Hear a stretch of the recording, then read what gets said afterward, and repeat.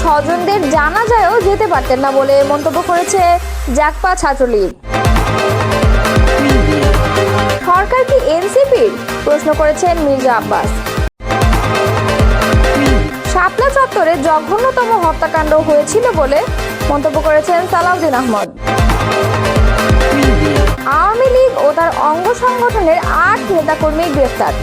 এতক্ষণ শুনছিলেন সংবাদ শিরোনাম, এবারে বিস্তারিত। জাগপা ছাত্রলীগের কেন্দ্রীয় সভাপতি আব্দুর রহমান ফারুকী বলেছেন, জুলাইয়ের ইতিহাস এক রক্তাক্ত বিপ্লবের ইতিহাস। অগণিত লাশের বিনিময়ে আমরা নতুন বাংলাদেশ পেয়েছি। আমাদের মনে রাখতে হবে, জুলাই না হলে অনেক নেতা তাদের স্বজনদের জানাজায়ও শরিক হতে পারতেন না। বহু নেতা বিদেশ থেকে দেশে ফেরত আসতে পারতেন না, রাজবন্দীরা মুক্তি হতে পারতেন না।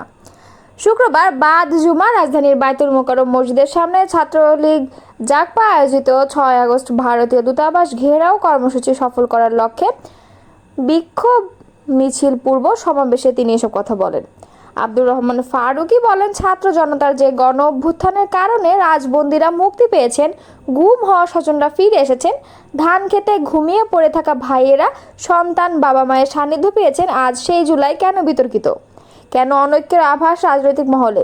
জাগপা ছাত্রলীগের সভাপতি আরও বলেন, আমরা মনে করি ভারতের শুভবুদ্ধির উদয় হবে এবং ফ্যাসিস্ট শেখ হাসিনার আগামী ৬ আগস্ট ভারতীয় দূতাবাস ঘেরাও করার পূর্বেই বাংলাদেশে ফেরত দেবে।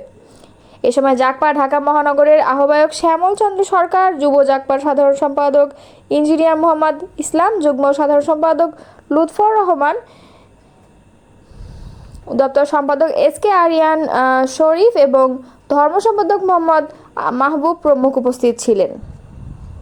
গত ২৪ ঘন্টায় রাজধানীর বিভিন্ন স্থানে অভিযান পরিচালনা করে কার্যক্রম নিষিদ্ধ আওয়ামী লীগ ও তার অঙ্গ সংগঠনের ৮ নেতাকর্মীকে গ্রেফতার করেছে ঢাকা মহানগর গোয়েন্দা পুলিশ।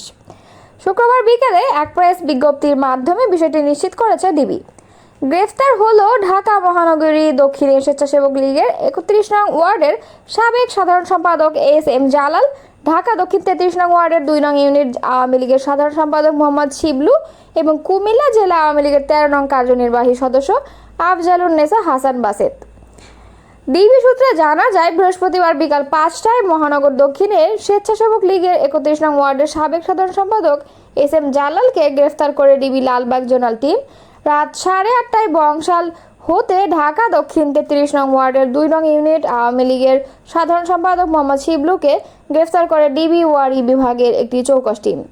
রাত 10:30টায় সেগুন বাগিচা এলাকা থেকে কুমিল্লা জেলা আওয়ামী লীগের ১৩ নং কার্যনির্বাহী সদস্য আফজালুন নেসা হাসান বাসেতকে গ্রেফতার করে ডিবি ওয়ারি। ডিবি সূত্রে আরও জানা যায়, মধ্যরাতে ওয়ারি এলাকায় অভিযান চালিয়ে কিশোরগঞ্জের কুলিয়ারচর উপজেলা আওয়ামী লীগের যুগ্ম সাধারণ সম্পাদক মোহাম্মদ জসিম উদ্দিন ওরফে লিটনকে গ্রেফতার করে ডিবি লালবাগ জোনাল টিম রাত 12:15টায় নিষিদ্ধ ঘোষিত ছাত্রলীগের ঢাকা বিশ্ববিদ্যালয় শাখা জসিমউদ্দিন হলের যুগ্ম সাধারণ সম্পাদক আশিকুর রহমানকে বসুন্ধরা আবাসিক এলাকা থেকে গ্রেফতার করে ডিবি সাইবার সাউথ ডিভিশন।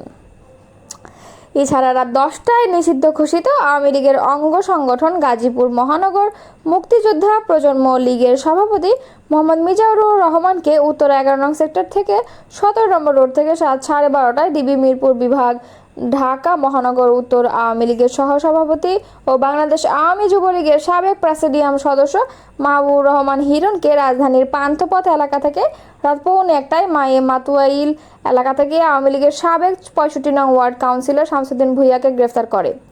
গোয়েন্দার তথ্য ভিত্তিতে গ্রেফতারদের বিরুদ্ধে আইনশৃঙ্খলা বিনষ্টের সঙ্গে জড়িত থাকা সুনির্দিষ্ট কারণে গ্রেফতার করে আদালতে পাঠানো হবে।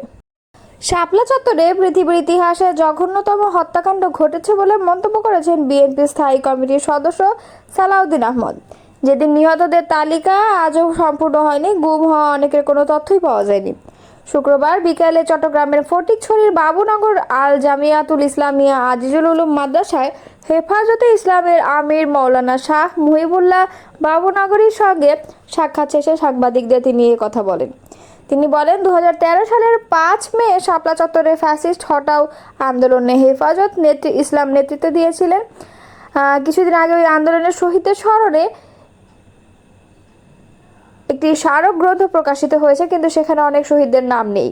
অনেক লাশের কবর পর্যন্ত শনাক্ত করা যায়নি। সালাউদ্দিন আহমদ বলেন, দেশনেত্রী খালেদা জিয়া ও ভারপ্রাপ্ত চেয়ারম্যান তারেক রহমানের নির্দেশে হেফাজতে ইসলামের আমির আমাদের মুরব্বীর সঙ্গে দেখা করতে এসেছি, তার শারীরিক খোঁজখবর নিয়েছি, এখানে রাজনৈতিক উদ্দেশ্য নেই। তিনি আরও বলেন, বাংলাদেশের গণতন্ত্রকে বাঁচিয়ে রাখতে হলে যারা ফ্যাসিবাদের বিরুদ্ধে সংগ্রাম করেছেন তাদের সঙ্গে যোগাযোগ রাখা বিএনপির দায়িত্ব, তারা রাজনৈতিক হোক বা অরাজনৈতিক হোক। এই ঐক্যকে শক্তিতে রূপান্তর করে ভবিষ্যতে ফ্যাসিবাদ বিরোধী আন্দোলনে কাজ করতে হবে। আগামী নির্বাচনে হেফাজতের সঙ্গে বিএনপির জোট হতে পারে কি না এমন প্রশ্নের জবাবে সালাউদ্দিন আহমদ বলেন, হেফাজতে ইসলাম একটি অরাজনৈতিক সংগঠন, তবে হেফাজতের সঙ্গে ঘনিষ্ঠ যেসব রাজনৈতিক দল রয়েছে তাদের সঙ্গে আলোচনা করা হবে। এ সময় উপস্থিত ছিলেন বিএনপির চট্টগ্রাম বিভাগীয় সহ সাংগঠনিক সম্পাদক মীর মোহাম্মদ হেলাল উদ্দিন, ফটিকছড়ি উপজেলা বিএনপির আহ্বায়ক আজিমুল্লাহ বাহার, উত্তর জেলা বিএনপির বিলুপ্ত কমিটি নেতা সরোয়ার আলমগীর, নূর মোহাম্মদ প্রমুখ। এর আগে দুপুরে হাটহাজারীর দারুল উলুম মঈনুল ইসলাম মাদ্রাসায় জুমা নামাজ আদায় করেন বিএনপি স্থায়ী কমিটির সদস্য নজরুল ইসলাম খান ও সালাউদ্দিন আহমদ। পরে তারা মাদ্রাসার মহাপরিচালক মুফতি খলিল আহমেদ কাশেমি ও প্রধান শাইখুল হাদিস শেখ আহমেদের সঙ্গে সাক্ষাৎ করেন এবং প্রয়াত হেফাজত আমির শাহ আহমদ শফি ও জুনায়েদ বাবুনগরীর কবর জিয়ারত করেন। প্রসঙ্গত, গত 20 জুলাই চট্টগ্রামে দেশ গড়তে জুলাই পদযাত্রা কর্মসূচিতে অংশ নিতে গিয়ে হাটহাজারীর মাদ্রাসায় গিয়েছিলেন জাতীয় নাগরিক পার্টির আহ্বায়ক নাহিদ ইসলাম ও নেতারা। তারাও হেফাজতের সাবেক আমিরদের কবর জিয়ারত করেছিলেন। অন্তর্বর্তীকালীন সরকার কি জাতীয় নাগরিক পার্টির সরকার কিনা তা নিয়ে প্রশ্ন তুলেছেন বিএনপি স্থায়ী কমিটির সদস্য মির্জা আব্বাস। তিনি বলেন, অবস্থা দৃষ্টিতে মনে হয় এটি সরকার বোধহয় এনসিপি সরকার। শুক্রবার বিকেলে এক সমাবেশে এনসিপির নেতৃত্বে সরকারের সব সুযোগ সুবিধা নিচ্ছে উল্লেখ করে তিনি এই প্রশ্ন তোলেন। মহানগর দক্ষিণ বিএনপির উদ্যোগে যাত্রাবাড়ির শহীদ ফারুক সড়কে জুলাই আগস্ট গণঅভ্যুত্থানের বর্ষপূর্তি উপলক্ষে শহীদদের স্মরণে এই সমাবেশ হয়। মির্জা আব্বাস বলেন, কি বলবো, এই সরকারের মাথা থেকে নিচ পর্যন্ত পচে গিয়েছে। অবস্থা দৃষ্টিতে মনে হয় এই সরকার বোধহয় এনসিপিরই সরকার। উপস্থিত জনতার উদ্দেশ্যে তিনি বলেন, কি মনে হয় আপনাদের? ওনারা যেখানে যখন যান প্রোটোকল পান, সরকারি protocol, police, BDR, army guard থাকে, সার্কিট হাউস থাকে, এমনকি সরকারি যানবাহনও পান। এমনভাবে বিষয়টা সাজানো হয় যে অমুক নেতা আসছেন, দেখে রাখবেন। ভাই, আমরা তো বহু জায়গায় যাই, বহু গেলাম, কই আমরা তো পাই না। আমরা তো মন্ত্রী ছিলাম বহুদিন, ঢাকার মেয়র ছিলাম, কই আমরা তো পাই না সরকারি প্রোটোকল। মির্জা আব্বাস বলেন, এই সরকারের বয়স 10 থেকে 11 মাসের বেশি হয়ে গেছে, এখন পর্যন্ত স্বৈরাচারের দোষরদের একজনেরও বিচার করতে পারেন নাই। হত্যাকারীদের গ্রেফতার করেনি, বহু লোক দেশ ছেড়ে পালিয়ে গেল আরামের সঙ্গে, আপনারা বিচার করছেনই না। সরকারের প্রতি প্রশ্ন রেখে তিনি বলেন, আমি বলি 11 মাস কি কম সময়? এটা বেশি সময় না, কিন্তু কম সময়ও না। 10 মাসে একজন গর্ভবতী মা শিশুর জন্ম দেন, আপনারা একটি নতুন বন্দোবস্তে জন্ম দিতে পারলেন না। শহীদদের রক্তের বিনিময়ে আজকে কি পেয়েছি আমরা? অনেকে টাকার কুমির হয়েছে, যাদের ঘরে একসময় খাওয়া ছিল না তারা কিছু খাওয়া পাচ্ছে। এ সময় কেন শহীদ পরিবারের সদস্যরা এখনও সরকারের সহযোগিতা পাচ্ছে না তা নিয়ে প্রশ্ন তোলেন তিনি। সংস্কার প্রসঙ্গে মির্জা আব্বাস বলেন, আমি খেয়াল করলাম যে যখন আলোচনা হচ্ছে, ঐক্যমত্য কমিটির আলোচনা হচ্ছে, সেই আলোচনার পরে কিছু কিছু নেতা বক্তব্য রাখেন, বিএনপির নেতাদের কটাক্ষ করেন। অনেকে আছে আবার আমাদের বিরুদ্ধে, তারা কথা বলছেন বিভিন্নভাবে, আমাদের কটাক্ষ করে, আমাদের সম্মানহানি করে কথা বলছেন, যাদের 5 আগস্টের আগে জীবনেও কোনোদিন মাঠে দেখা যায়নি। মির্জা আব্বাস বলেন, আমরা 17 বছর মাঠে ছিলাম। অনেকে বলেন 17 বছর কোথায় ছিলাম? আরে ভাই, 17 বছর কোথায় ছিলাম এখানে আমি যদি কাউকে জিজ্ঞাসা করি, সে বলবে 17 বছর জেলে ছিলাম। এত বছর আন্দোলন করেছি, এত বছর রাস্তায় কাটিয়েছি, একদিনেও শেখ হাসিনার পতন হয়নি। মির্জা আব্বাস বলেন, আমি নির্বাচন নিয়ে একটি কথা বলতে চাই। নির্বাচনের কথা আমরা প্রথম থেকে বলে আসছি, তখন থেকেই আপনারা বলছেন নির্বাচন করা যাবে না। আরে ভাই, নির্বাচন করা ছাড়া দেশ চালাবে কিভাবে? নির্বাচন নিয়ে এত গড়িমসি কেন আমি বুঝতে পারি না। আমি একটা জিনিস বুঝতে পারি, justice delayed is justice denied. অর্থাৎ বিচারক যদি দেরি করে, বুঝতে হবে বিচারক রায় ভালো দেবেন না। এটা আমরা ভালোই বুঝতে পারি।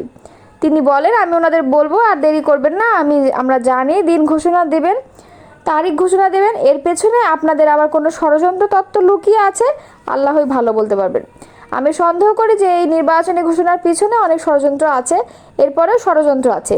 বিএনপির এই নেতা বলেন, আমি এখনও মনে করি নির্বাচন সুষ্ঠু না হওয়ার জন্য যত প্রক্রিয়া আছে তারা সেগুলো করার চেষ্টা করবে। এ সময় নির্বাচনের যে কোনো ষড়যন্ত্রের বিরুদ্ধে জনগণকে ঐক্যবদ্ধ থাকার আহ্বান জানান মির্জা আব্বাস।